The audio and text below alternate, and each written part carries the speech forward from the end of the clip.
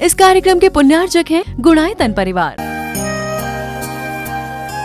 गुणायतन परिवार द्वारा भोपाल में बड़ी सार्थक पहल की गई है, जिसमें बच्चों को संस्कार युक्त और गुणवत्तापूर्ण शिक्षा देने का मौका मिल रहा है। ये बच्चों की व्यवस्था की गई है, जिसमें 6वीं 7वीं के बच्चे इस साल लिए जाएंगे और 11वीं 12वीं और सीए फाउंडेशन के बच्चों को यहाँ रखा जाएगा। ये मेधावी छात्रों को प्रावीण्य के आधार पर उसे प्रविष्टि मिलेगी। पूरे देश भर से प्रविष्टियाँ आएगी। प्रत्येक कक्षा में मात्र 30-30 बच्चों का ही चयन होगा और चयनित बच्चे वे होंगे जो अपनी प्रतिभा के बल पर चुने जाएंगे और उनको एक प्रकार की स्कॉलरशिप दी जाएगी। ये छात्रवृत्ति के तहत पढ़ेंगे। गुणायतन के समाज कल्याण की दिशा में एक बहुत अच्छी पहल है और ये सार्थक पहल है। इसकी शुरुआत भोपाल से हो रही है। ये भोपाल वालों के लिए बहुत गौरव का विषय है।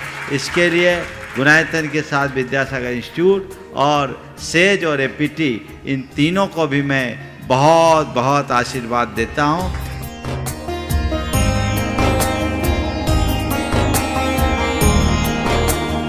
एक आदर्श और व्यवस्थित दिनचर्या का लक्ष्य प्राप्ति में बहुत बड़ा योगदान होता है।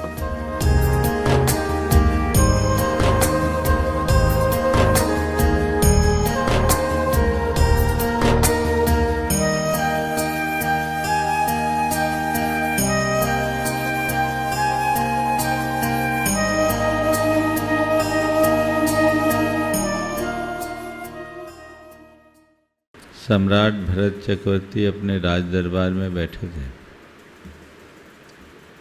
उनके पास एक साथ एक के बाद एक करके 3 दूत अलग अलग 3 समाचार लेकर आए। पहले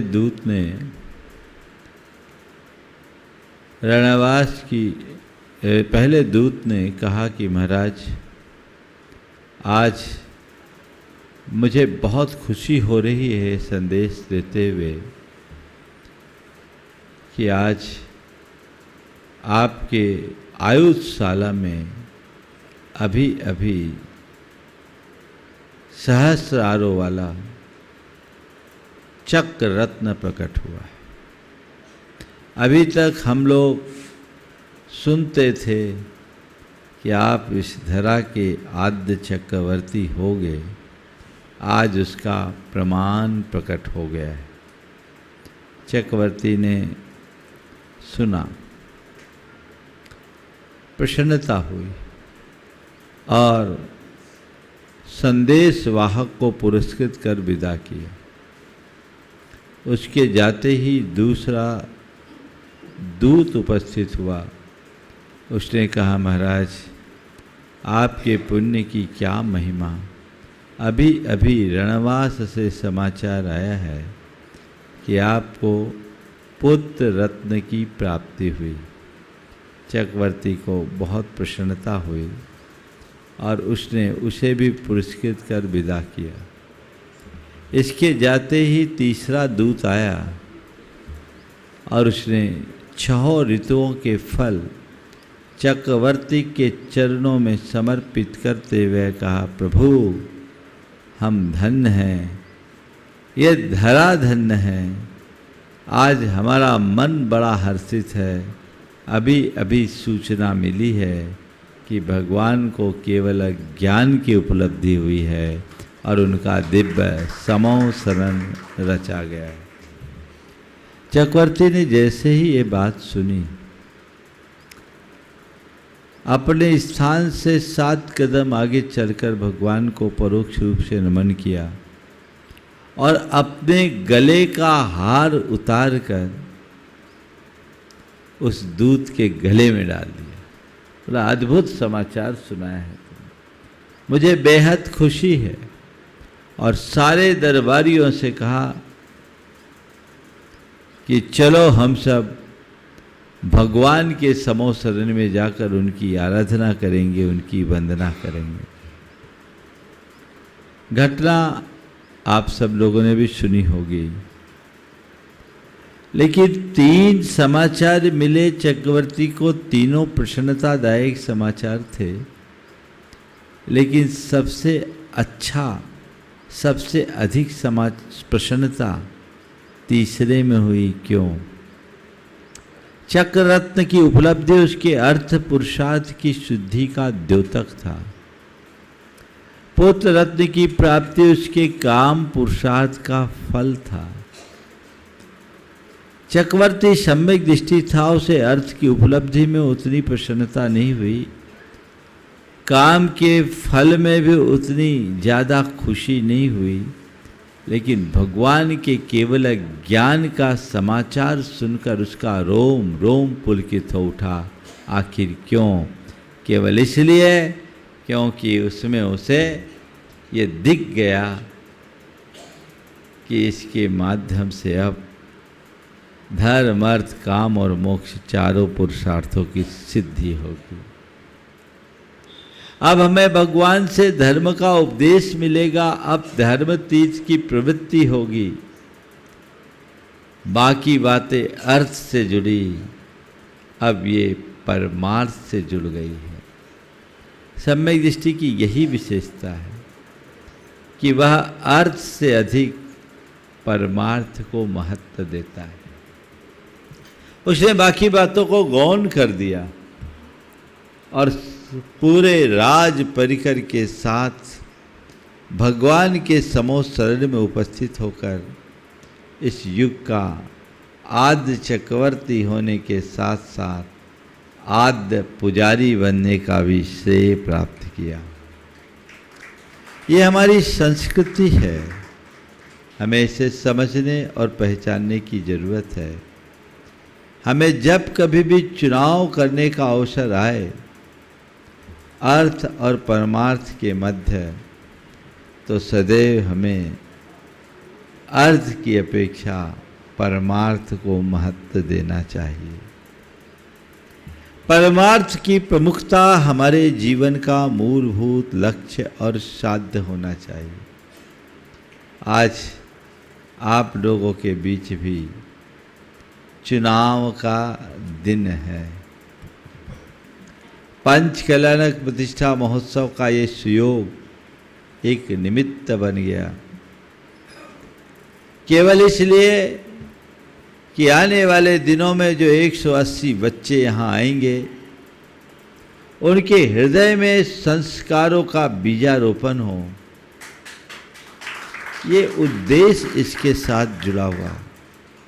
पंच कल्याणक तो 5 दिन का होगा, लेकिन यहाँ जो विद्यालय में बच्चे, गुरुकुलम में बच्चे आकर संस्कार प्राप्त करेंगे, आगे बढ़ेंगे, उससे कल्याण की परंपरा आगे बढ़ेगी।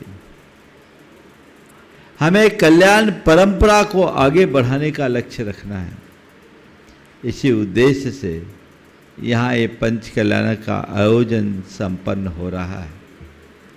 आप लोग बहुत उत्साहित हैं अपनी सहभागिता सुनिश्चित करने के लिए। जहाँ कहीं भी पंच कल्याण की बात आती है, मुख्य रूप से 3 लोगों के लिए लोगों का बड़ा प्रगाढ़ उत्साह होता है। माता पिता, सौधर्मिंद और कुबेर। बहुत सारे लोग उल्लसित हैं। अब मुझे नहीं पता कि आज किसका भाग्य जगेगा, पर इतना पैसा पता है, पैसे वालों का भाग्य नहीं जगेगा, उदार वृत्ति के लोग का भाग्य जगेगा। पैसों से कोई बड़े अवसर नहीं मिलते। पुण्य और उदारतापूर्ण भावना ही हमें ऐसे अवसर प्रदान कराते हैं। तो हमें आज मौका है, अभी आप सबके मध्य एक व्यवस्था के तहत, जो समाज की एक प्रचलित व्यवस्था है, उसके तहत ये बातें होगी। मैं तो चाह रहा था कि बिना बोली के ही सब चीज़ें सेटल हो जाए तो ज़्यादा अच्छा है, लेकिन पिछले कुछ बार का अनुभव है कि बोली जिनके प्रति लोग एक्सपेक्टेशन रखते हैं वो तो पीछे रह जाते हैं, और बहुत से ऐसे लोग सामने आ जाते हैं जिसके बारे में कोई सोच भी नहीं सकता। अभी पिछले इंदौर के पंच कल्याणक में लोगों ने बहुत दिमाग लगाया और बहुत सारे लोगों की भावनाएं थी मेरे सामने भी आकर के प्रकट कर रहे थे, लेकिन जब बोली लगी तो उनका कोई अता पता ही नहीं लगा और ऐसे छिपे रुस्तम प्रकट हो गए जिनके बारे में कोई सोच भी नहीं रहा था। तो भावनाएं सबकी रहती है, इसलिए ये एक व्यवस्था है। उस व्यवस्था के तहत आज अभी पूरी प्रक्रियाओं को आपको पूरी करना है। बस आप सबसे मैं इतना ही कहूँगा, ये एक बहाना है अपने द्रव्य को सार्थक बनाने का, ये अवसर है जीवन को कृतार्थ करने का। मनुष्य धन कमाता है, जीवन भर जोड़ता है, एक दिन छोड़कर चला जाता है। तो धन तुम्हारे निधन के बाद तुम्हारे साथ नहीं जाएगा। जाएगा क्या बोलो? कितना भी धन जोड़ो, तुम्हारे निधन के बाद ये धन तुम्हारे साथ नहीं जाने वाला, लेकिन अच्छे कार्यों में अपने धन को नियोजित कर लिया तो तय मानना ये धन तुम्हारे जीवन को धन्य कर देगा, तुम्हारे जीवन का काया पलट करेगा। पैसा आता है और जाता है, इसका कोई ठिकाना नहीं। कब किसके साथ क्या स्थितियां बन जाए कोई नहीं जानता। इसलिए अपने जीवन में जब कभी भी मौका आए तो अपनी शक्ति को छिपाना भी मत और शक्ति का उल्लंघन भी मत करना। बहुत सारे लोग जोश जोश में बहुत आगे बढ़ जाते हैं और बाद में पैसा लेने में कमेटी वालों की चप्पलें घिस जाती हैं। ऐसा मत करना। भावनाओं को प्रमुखता दो, बाकी चीज़ें तो आगे पीछे होती रहती हैं। और भाव के साथ भरकर यदि हम कोई कार्य करेंगे तो सुनिश्चित उसका उत्तम परिणाम घटित होगा। हमें ऐसे ही उत्तम परिणाम को अपने हृदय में उद्घाटित करने का प्रयत्न करना है। जितना बन सके ये मौका है।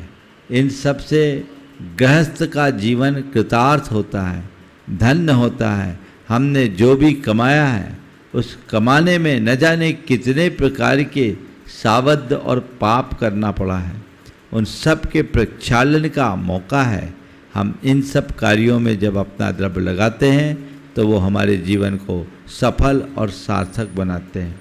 हमारे यहाँ कहा गया है 7 स्थानों में अपना धन लगाकर अपने द्रव्य को सार्थक बनाया जा सकता है। वह है जिनबिंब, जिनागार, जिन यात्रा, प्रतिष्ठिकम, दान, पूजा, सुसिद्धांत, लेखनम, सप्त क्षेत्रयो। जिनबिंब की स्थापना करके, जिनागार जिन मंदिर का निर्माण करके, जिन यात्रा तीर्थ यात्राएं करा के और प्रतिष्ठिकम पंच कल्याणक प्रतिष्ठा कराकर, चतुर्विध संघ को चतुर्विध आहार औषधि उपकरण आवास दान देकर, भगवान की पूजा प्रतिष्ठा में पूजा विधान आदि में अपना द्रव्य लगाकर और शास्त्र के प्रकाशन से अपने द्रव्य को सार्थक किया जा सकता है। ये 7 मौके जिनबिंब अभी यहाँ स्थापित होंगे। मूल नायक और विधि नायक, मैं उनकी बोली नहीं लगाता। आप लोगों को ऑफर दिया था, जिनका भाग्य था उनको मौका मिल गया। अब आए मेरे पास बाद में, तो बाद वालों के लिए तो कुछ होता नहीं। आज ही मैंने फाइनल किया और वाकई में उनको ही मिला जिनने सबसे पहले निवेदन किया था। तो जिनका पुण्य ज़्यादा होता है उनको अवसर मिल जाता है। आज यहाँ 2 जिनबिंब की प्रतिष्ठा होगी। एक मूल नायक के रूप में रहेंगे और दूसरे विधि नायक के रूप में रहेंगे। और मैंने दोनों के पुण्यार्जकों को आशीर्वाद दे दिया। ये मौका तो अब और किसी को नहीं मिलेगा। अब ये मौका तो तभी आएगा जब यहाँ का बड़ा मंदिर बनेगा और उसमें जिनबिंब स्थापित करने का अवसर आएगा, उनको सौभाग्य मिलेगा। अब औरों को सौभाग्य मिलने की फ़िलहाल कोई संभावना नहीं है। और इसके लिए सोचा जा सकता है यदि अबे भाई 2 जिनबिंब और रखे तो वो भी वेदी की स्थिति देखकर जो अतिरिक्त होंगे। ये जिनबिंब की स्थापना जीवन के लिए, जिन मंदिर की स्थापना अपने द्रव्य को सार्थक बनाने का एक अच्छा अवसर के रूप में देखा जाता है। इससे इसके निमित्त से जो भी व्यक्ति आता है केवल पुण्योपार्जन करता है। अन्य स्थान में किंचित पाप भी हो सकता है, लेकिन धर्म स्थान में, मंदिर में तो जो आएगा वो पुण्य भाव लेकर आएगा। पापी भी आएगा तो नमोकार ही बोलेगा, पुण्य का आएगा, तुम्हारे निमित्त से आएगा, तो वह पुण्यवर्धक कार्य है, इसलिए उसको प्रमुखता दी जाती रही है। ऐसा मौका और प्रतिष्ठा, एक ज़माने में लोग अकेले प्रतिष्ठा कराते थे, अकेले मंदिर बनाते थे और पूरा मंदिर बनाकर उसकी प्रतिष्ठा करके उसे समाज को अर्पित करते थे। ये परंपरा है। तुम्हारे बुंदेलखंड में सिंघई, सवा सिंघई, देवड़िया, चौधरी, सेठ, ये उसी के उदाहरण हैं। तो जितने लोग आज सिंघई वगैरह कहलाते हैं, उन्हें सोचना चाहिए कि हम उस परंपरा में जन्मे हुए लोग हैं जिनके पुरखों ने बड़े बड़े मंदिर बना करके प्रतिष्ठाएं कराए। आज ऐसी व्यवस्था नहीं है कि हम अकेले मंदिर बना सके, हालांकि समर्थ तो लोग हैं, भावना भी भानी चाहिए। यदि सामर्थ्य हो तो इस तरह का काम कर लो। पहले एक आदमी कमाता था, 4 खाता था, अब 4 आदमी कमाते हैं, 1 खाता है, इतना अंतर हो गया। लेकिन अब बचाने की व्यवस्थाएं लोगों ने कम कर दी, उड़ाने की व्यवस्थाएं बढ़ा दी। उसे बदलो, बचाओ, उड़ाओ मत, अच्छे काम में लगाओ, द्रव्य को का सदुपयोग करो, उसे सार्थक बनाने का यत्न करो, जिससे जीवन को धन्य और कृतार्थ किया जा सके। ऐसा सत प्रयास सबको करते रहना चाहिए। जब आप ऐसी कोशिश करोगे तो उसके सुपरिणाम आएंगे। तो मैं आपसे कह रहा हूँ कि ये हम उस परंपरा में जन्म लेने वाले और जीने वाले लोग हैं जहाँ मंदिर बनाने की परिपाटी रही। और सुनो, कैसे लोगों ने मंदिर बनाया, कैसे लोगों ने प्रतिष्ठा कराया। धन्ना सेठों ने किया सो किया ही, लेकिन तुम लोग तो उस परंपरा में पैदा हुए हो जहाँ चक्की पीसने वाली पीसनहारी ने भव्य मंदिर का निर्माण किया। सोचो, एक पीसनहारी की क्या औकात। हाँ, अगर तुम ऊपरी औकात को देखोगे तो उसकी कोई औकात नहीं, लेकिन भीतर गहराई में उतर करके झांकोगे तो तुम्हें लगेगा कि जिसके हृदय में श्रद्धा है उससे बड़ी औकात किसी की नहीं। देखो, जब मैं जबलपुर में था, पिछनहारी की मड़िया में मड़िया जी के दर्शन कर रहा था, पहाड़ी पर मुझे दूर एक खंडहर सा दिखाई पड़ा। मैंने पूछा ये खंडहर क्या है? तो लोगों ने कहा महाराज ये कभी रानी दुर्गावती का महल हुआ करता था, ये मदन महल, रानी दुर्गावती का मदन महल हुआ करता था। तभी किसी ने कहा महाराज जी दुर्गावती और पीछनहारी दोनों समकालीन हैं। मेरे मुख से निकला, देखो वैभव का महल खंडहर बन गया और भक्ति की मड़िया ने सुरम तीर्थ का रूप ले लिया। वैभव विनष्ट होता है और भक्ति अमर बनती है, बनाती है। श्रद्धा शाश्वत होती है, सत्ता नश्वर होती है। इसलिए अपनी सत्ता संपत्ति के मोह में फंसने की जगह उनके सद्वय का भाव अपने अंतरंग में जगा कर रखना चाहिए कि यथासंभव मैं इनका सदुपयोग करूं, इनका सही लाभ उठा सकूं। ये प्रयास और ऐसा प्रयत्न निरंतर बने रहना चाहिए। ये मौके ही हमारे जीवन की श्रेष्ठता का आधार बनते हैं। यदि ऐसा मौका, ऐसा अवसर हमारे हाथ में हो तो हमारा जीवन धन्य होता है, हमारा जीवन सुधरता है। और अगर ऐसा नहीं है तो हमारा जीवन बिखर सकता है। अपने जीवन को सही दिशा में आगे बढ़ाने का प्रयत्न करना चाहिए। ये आज मौका आया है, तो जो मौका है इसका फायदा उठाओ। जिनको भाग लेना है वे सब अपना मन बना करके आए हैं। हो सकता है किसी का मन यहाँ बैठे बैठे भी बन जाए। अब देखते हैं किसका भाग जगता है। सब निर्भर करता है तुम किसको चुनते हो। हमने सुना है जब युद्ध निर्णीत हो गया कि महाभारत होगा, तो सवाल आया कि श्री कृष्ण किसके साइड रहेंगे। पहुंच गए दुर्योधन और युधिष्ठिर दोनों। श्री कृष्ण विश्राम कर रहे थे। दुर्योधन गया और सीधे श्री कृष्ण के सिर के पास खड़ा हो गया। थोड़ी देर बाद युधिष्ठिर पहुंचे। युधिष्ठिर श्री कृष्ण के चरणों में खड़े होकर उनकी जागने की प्रतीक्षा करते रहे। श्री कृष्ण की आंख खुली, पहली दृष्टि स्वाभाविक तौर पर चरणों की ओर पड़ी। युधिष्ठिर तुम आ गए? दुर्योधन ने कहा मैं भी आया हूँ। बोले हाँ ठीक है, तुम आए हो, तुम पर मेरी दृष्टि बाद में पड़ी। पहली दृष्टि युधिष्ठिर पर पड़ी है। युधिष्ठिर बताओ, मैंने तय किया है, एक और निहत्था मैं रहूँगा और दूसरी ओर मेरी 11 अक्षौहिणी सेना होगी। एक और मैं रहूँगा निहत्था, दूसरी ओर मेरी 11 अक्षौहिणी सेना होगी।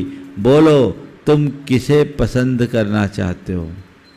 दुर्योधन घबराया कि 11 अक्षौहिणी सेना न मांग ले, लेकिन कुछ कर नहीं सकता था। श्री कृष्ण का पहला प्रस्ताव ये था कि जिसे मैंने कहा वो पहले मांगेगा। युधिष्ठिर से जैसे ही कहा गया कि एक और निहत्था मैं और दूसरी ओर मेरी 11 अक्षौहिणी सेना, युधिष्ठिर ने एक पल गंवाए बिना कहा प्रभु हमें आपसे प्रयोजन है, आपकी सेना से नहीं। निहत्थे ही सही, आप ही पर्याप्त हो, हमें सेना से कोई प्रयोजन नहीं, आपसे प्रयोजन है। आप आ गए, सब आ गया। दुर्योधन ने तुरंत ताली बजाते हुए अपना दांव फेंका, तो फिर 11 अक्षौहिणी सेना मेरी। श्री कृष्ण ने कहा तथास्तु। श्री कृष्ण ने कहा तथास्तु। दुर्योधन ने कहा ये वाकई में दिमाग से दिवालिया है, नटवर लाल अकेले क्या करेंगे? अब मैं तो जीत गया। अहंकार ऐसे ही हुंकार भरता है। मैं तो जीत गया, मेरा सब कुछ हो गया। लेकिन आपको पता है नतीजा क्या निकला? युद्ध तो बाद में हुआ, 18 दिन बाद उसका परिणाम निकला, सब जानते हैं। पर मेरा तो कहना है असली परिणाम तो उसी दिन हो गया था जिस दिन चुनाव हुआ था। जिस दिन चुनाव हुआ था उस दिन परिणाम निकल गया, बाकी तो कोरी घोषणा थी। मुझे नहीं मालूम ये क्या बात है, लेकिन इसके भीतर छिपी हुई जो बातें हैं वो हमें बहुत कुछ समझाती है। इनके बल पर हम बहुत सारी बातें समझ सकते हैं। इसमें एक ही संदेश है, श्री कृष्ण है हमारे अंदर का परमार्थ, एक और हमारे भीतर का परमात्मा है, परमार्थ है। और 11 अक्षौहिणी सेना है क्या? 5 इंद्रिय, 5 मन और उनके विषय। 5 इंद्रिय, 5 उनके विषय और एक मन, ये 11। 5 इंद्रियां, 5 उनके विषय और एक मन, इन 11 को तुम एक तरफ लो। ये विषय, भोग, विलास, भोगों की चीज़ें, अर्थ, इनको चुनो और एक तरफ विवेक स्वरूप अपने भीतर के परमात्मा को चुनो। तो जो भीतर के परमात्मा को चुनता है वो जीवन के महाभारत को जीत जाता है, और जो केवल इंद्रिय, विषयों और विकारों को चुनता है वो हार जाता है। अपने जीवन में जब भी चुनने का मौका आए, अर्थ को नहीं परमार्थ को चुनना, विलास को नहीं वैराग को चुनना, भोग को नहीं योग को चुनना, और संग्रह को नहीं त्याग को चुनना। यही हमारा चुनाव है। और जिस दिन हमारी ऐसी दृष्टि बन गई, हमने अपने जीवन की ऐसी दिशा सुनिश्चित कर ली, तय मानना हमारा जीवन धन्य हो जाएगा। तो आज ये मौका है, अनायास ये अवसर आ गया। मुझसे कहा कि महाराज पंचखिलानक क्यों कराए? हमने कहा पंचखिलानक तो इसलिए कराए क्योंकि यहाँ संस्कारों का आरोपण करना है, इस धरा को शुद्ध करना है, ताकि यहाँ आने वाले बच्चों के हृदय में वह सब कुछ अंकित हो सके और वह संस्कारों से भरकर अपने जीवन को गढ़ सके। पहले हमने सोचा था पंचखिलानक को बहुत लघु रूप में कर लें। हमने तो अपने ब्रह्मचारी भैया लोगों से यही कहा था, अपन क्या करेंगे, अपने अपने कमरे में यहीं पर हॉल में कर लेंगे कुछ लोगों को इकट्ठा करके। लेकिन आप लोगों के उत्साह ने इसे यह रूप प्रदान कर दिया, और अब जो आपका उत्साह और आपकी भागीदारी दिख रही है तो कमेटी को अपनी पूरी व्यवस्था भी बदलने को बाध्य होना पड़ रहा है। जो स्थान तय किया वो स्थान भी छोटा पड़ने लगा है, अब उनको पुनर्विचार करना पड़ रहा है। ये आपका उत्साह है, ऐसे ही आपका प्रगाढ़ उत्साह बने रहे और जो भाव लेकर आप लोग आए हैं उन भावों की पूर्ति करते रहिए ताकि अपने जीवन को अच्छा बनाया जा सके, जीवन को सही दिशा दी जा सके। बंधुओं, बोली की एक परंपरा है। बोली बहुत अच्छी परंपरा नहीं है, बिना बोले बोलना ज़्यादा अच्छा है। लेकिन मैं आज आप सबसे कहता हूँ, जब आप बोली के माध्यम से कोई दान देते हो उसमें क्या होता है, हर बोली में आपके मन में ये आता है इसमें निपट जाए तो अच्छा है, बस इसमें निपट जाए तो अच्छा है, इतने से आगे हम नहीं जाएंगे, इतने से आगे हम नहीं जाएंगे, इतने से आगे हम नहीं जाएंगे। इस चक्कर में आपके मन में घोर उथल पुथल चलता रहता है। इस चक्कर में आपके मन में घोर उथल पुथल चलता रहता है और कई बार आप जो सोच कर आते हैं उससे आगे भी बढ़ जाते हैं। तो मेरा ये कहना है, इससे पुण्य थोड़ा कमज़ोर होता है। बनिया बनकर बोली मत लेना, दिलेरी से बोली लेना। कहीं भी आज आप लोग यहाँ आए हो तो एक मन बना कर आए हो, तो जितना मन बनाए हो उसको तो एक बार में प्रकट कर दो, उसमें बचाओ मत। हम कोई सौदा खरीदने आए हैं मानसिकता मत रखना। हम अपने द्रव्य को सार्थक बनाने आए हैं, ये भाव जगाना। द्रव्य तो एक निमित्त है, इसके निमित्त से हम एक पुण्य लाभ का अवसर पा रहे हैं। ये मौका मेरे जीवन में आ रहा है, मैं ऐसा कार्य करके अपने जीवन को धन्य कर रहा हूं। हमेशा ध्यान रखना, पुण्य खरीदा नहीं जाता, पुण्य अर्जित किया जाता है। तुम सोचोगे पैसे लगा देंगे सौधर्मिंद बन जाएंगे तो हम बहुत बड़ा पुण्य पा जाएंगे, नहीं। अपने हृदय के पुण्य भावों को जगाओगे तभी पुण्य पाओगे। तो ये मौका आज मैं पुण्य भाव जगा करके आया हूं और पुण्य पाने के लिए आया हूं, तो जो तुम्हारी व्यवस्था है एक बार में बोल देना, ताकि टाइम लगाने की बात भी ना हो, फटाफट हो। लेकिन आप लोगों के विषय में बुंदेलखंड में कहावत है, आमिया निबुआ बानिया गल मस्के रस देत। ये बुंदेलखंडी कहावत हमने सुनी, आमिया नींबुआ बानिया गल मस्के रस देत। जब तक आम और नींबू को मस्को नहीं, निचोड़ो नहीं, तब तक उससे रस नहीं निकलता। भाइयों, जब तुम्हारे अंदर रस पर्याप्त है तो निचोड़ने की जरूरत क्या है, ऐसे ही उड़ेल दो ना, एक ही बार में उड़ेल दो। हाँ, बाद में ज़्यादा निचोड़ने से कड़वापन भी आ जाता है कभी। और कई लोग तो ऐसे हैं जो नींबू को निचोड़ लेने के बाद पानी में बुरो कर दोबारा निचोड़ते हैं। अब निचोड़ोगे और निचोड़ने के बाद क्या निचोड़ना भाई, इसलिए निचोड़ने की नौबत ही ना आए, एक झटके में रस निकलना चाहिए। भाव वो हो, देखो कैसी भावना होनी चाहिए। ये दान है, ये एक व्यवस्था बनाई जाती है इसलिए कि किसी के मनोभाव वंचित न रह जाए। आज भी मुझे लगता है कहीं अप्रत्याशित सामने ना आ जाए, किसका भाग्य जग जाए कोई नहीं कह सकता। तो उसमें भी क्या भाव रखना चाहिए, मैं आपको एक घटना बता रहा हूँ। श्री सम्मेद शिखर जी में तेरापंथी मंदिर में, वहाँ के नंदीश्वर मंदिर जिनालय के कलशारोहण का कार्यक्रम था। नंदीश्वर मंदिर है ना तेरापंथी में, उस नंदीश्वर मंदिर के कलशारोहण का कार्यक्रम था। 69-70 के आसपास की बात। बोली लगी, साहू शांति प्रसाद जी एक और थे और दूसरी ओर से कोलकाता के एक सामान्य से पर समर्थ श्रावक थे सुगम चंद जी पांड्या। उनकी तरफ से बोली आई। बोली बढ़ते बढ़ते 1,21,000 में या 1,11,000 में, 1,11,000 में साहू शांति प्रसाद जी के नाम पर बोली टूटी। 1,11,000 में उस जमाने में साहू शांति प्रसाद जी के नाम पर वो बोली टूटी, उनके नाम की घोषणा हुई। जैसे नाम की घोषणा हुई, जो दूसरे सज्जन थे वे 1,01,000 का चेक लेकर आयोजकों को पकड़ा दिया।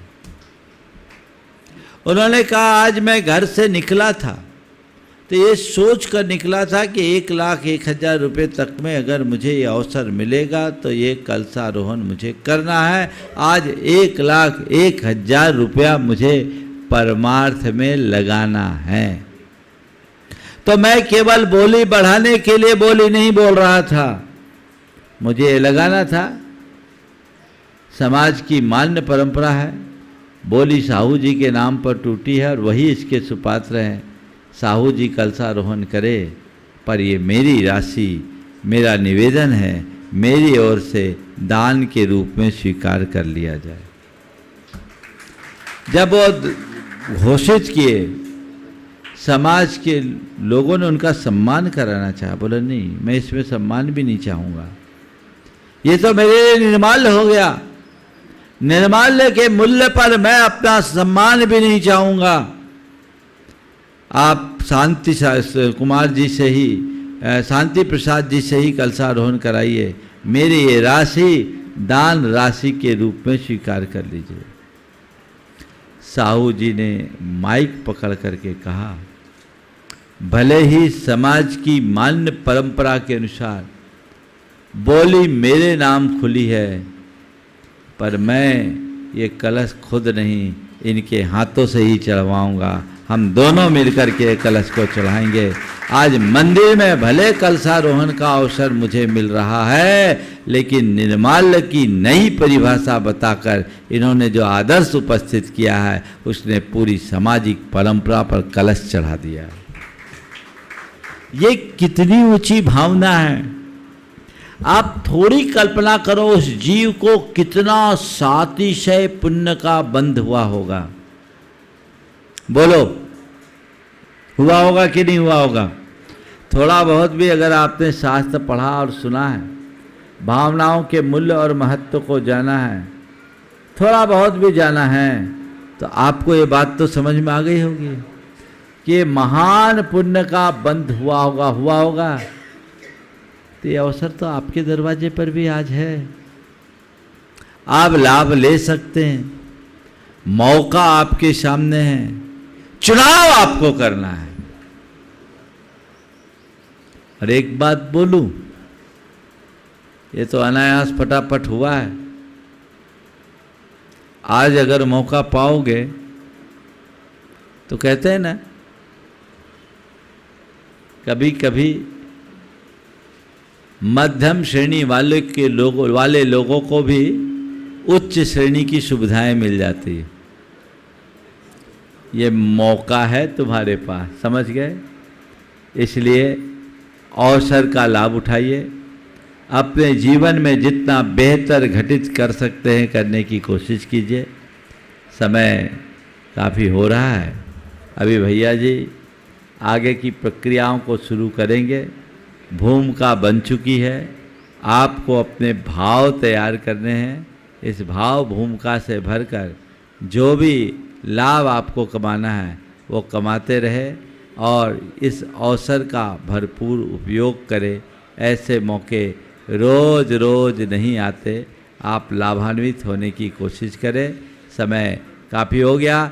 कल एक और सुअवसर आप लोगों को है। कल शांतिनाथ भगवान के जन्म, तप और निर्वाण कल्याण के अवसर पर एक विशिष्ट शांति विधान, ओम संस्कृत का मूल विधान यहाँ होगा। आपके जीवन के अशुभ अमंगल और अनिष्ट के निवारण का सबल हेतु होगा, जिसमें सारे बीजाक्षरों और मंत्रों का उच्चारण हम लोगों के मुख से होगा। आप लाभान्वित होंगे, तो कल कोई भी वंचित न रहे। भोपाल वासी और भोपाल के बाहर के लोग, बहुत लोगों की सूचनाएं हैं, वो आ रहे हैं और वो भोपाल के बाहर के लोग भी इसमें सम्मिलित होंगे। इसलिए ये मौका आप सबके हाथों से बाहर न जाए, ये प्रयास आप सबको करना है। भैया जी आगे चलकर इस पात्र चयन की शुरुआत सौधर्मेंद्र से। मुलायतन परिवार द्वारा भोपाल में बड़ी सार्थक पहल की गई है, जिसमें बच्चों को संस्कार युक्त और गुणवत्तापूर्ण शिक्षा देने का मौका मिल रहा है। ये बच्चों की व्यवस्था की गई है, जिसमें 6वीं 7वीं के बच्चे इस साल लिए जाएंगे और 11वीं 12वीं और सीए फाउंडेशन के बच्चों को यहाँ रखा जाएगा। ये मेधावी छात्रों को प्रावीण्य के आधार पर उसे प्रविष्टि मिलेगी। पूरे देश भर से प्रविष्टियाँ आएगी।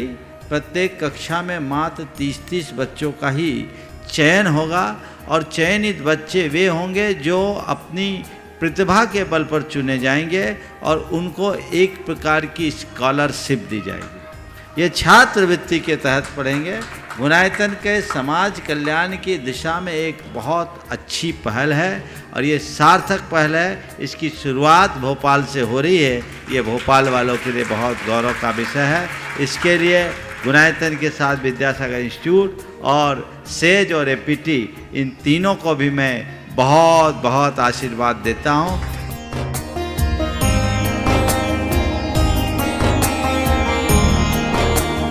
एक आदर्श और व्यवस्थित दिनचर्या का लक्ष्य प्राप्ति में बहुत बड़ा योगदान होता है।